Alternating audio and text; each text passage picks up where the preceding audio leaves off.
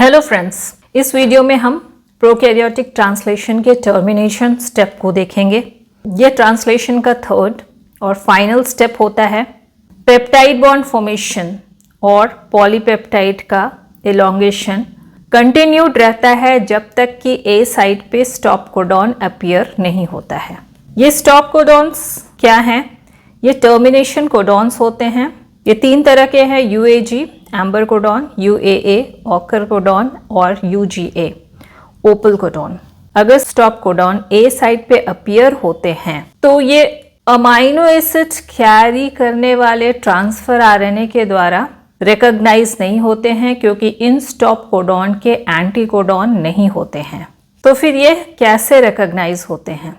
जब ये ए साइट पे एंटर करते हैं तो ये रिलीज फैक्टर के द्वारा रिकॉग्नाइज होते हैं। बैक्टीरिया में 3 रिलीज फैक्टर्स होते हैं।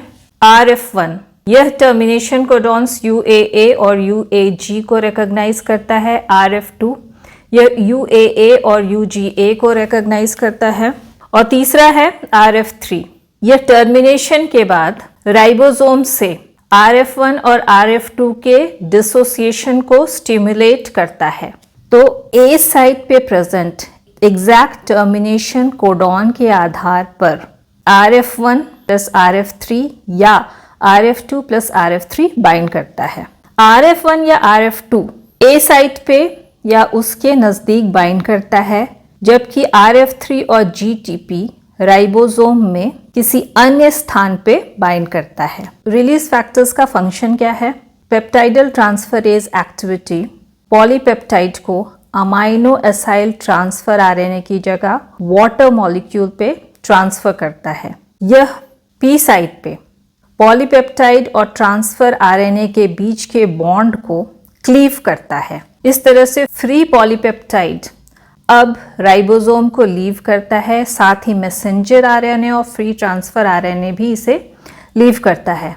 राइबोसोम 30s और 50s सब यूनिट्स पे डिसोसिएट कर जाता है और ट्रांसलेशन को फिर से स्टार्ट करने के लिए रेडी हो जाता है। राइबोसोम का डिसोसिएशन कैसे होता है? राइबोसोम रिसाइक्लिंग फैक्टर राइबोसोम के डिसोसिएशन में फंक्शन करता है। यह उस रिएक्शन में EFG के साथ काम करता है जो कि हाइड्रोलिसिस को यूज करता है।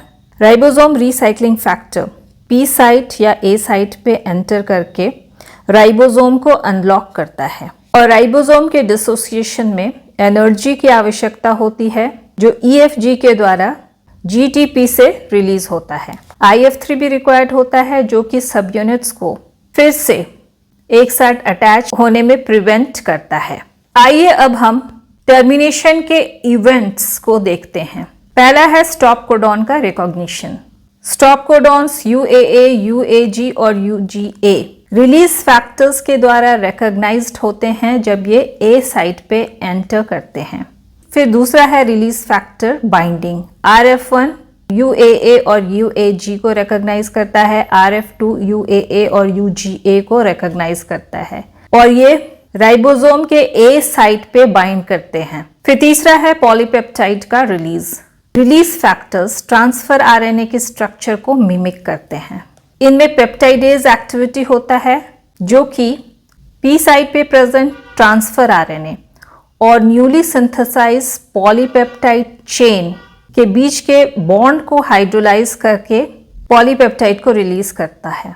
फिर तीसरा है राइबोसोम डिसोसिएशन। तीसरा रिलीज फैक्टर RF3 RF1 और RF2 के साथ बाइंड करता है और EFG और राइबोसोम रिसाइक्लिंग फैक्टर के हेल्प से राइबोसोम का 30s और 50s सब यूनिट्स में डिसोसिएशन को कॉज करता है।